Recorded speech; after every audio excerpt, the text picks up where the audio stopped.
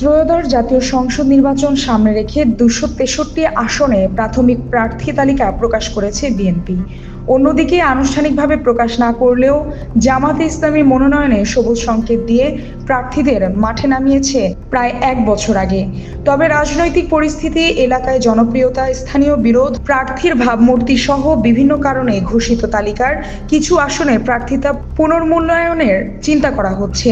সবকিছু মিলিয়ে দু দলের প্রার্থী তালিকায় যোগ হতে পারে কিছু নতুন মুখ। জানা গেছে, বিরোধপূর্ণ আসনে মনোনয়ন বঞ্চিতদের ডেকে ইতোমধ্যেই দফায় দফায় কথা বলে বিরোধ নিরসনের চেষ্টা করছে বিএনপির হাইকমান্ড।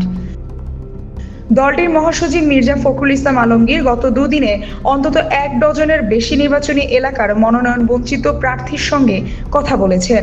মনোনয়ন বঞ্চিত প্রার্থীদের সঙ্গে ফোনে কথা বলছেন দলটির ভারপ্রাপ্ত চেয়ারম্যান তারেক রহমানও। পাশাপাশি হাইকমান্ড থেকে ঘোষিত প্রার্থীর জনপ্রিয়তা ও ভাবমূর্তি সহ বিভিন্ন বিষয় যাচাই করে দেখা হচ্ছে।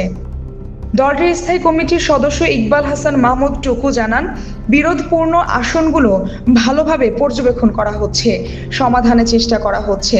অন্যদিকে জামায়াতের প্রার্থী তালিকায় আনা হচ্ছে বড় ধরনের পরিবর্তন। তালিকায় বিভিন্ন বিশ্ববিদ্যালয়ের ছাত্র সংসদের ৩ জন ভিপি, ২ জন জিএস সহ বেশ কয়েকজন জুলাই যোদ্ধার নাম আলোচনায় আছে। চূড়ান্ত প্রার্থী তালিকায় আরও বড় চমক থাকবে। এছাড়া শরিক ৭ দলের প্রার্থীদের কিছু আসনে ছাড় দেওয়ার চিন্তা করছে জামায়াত।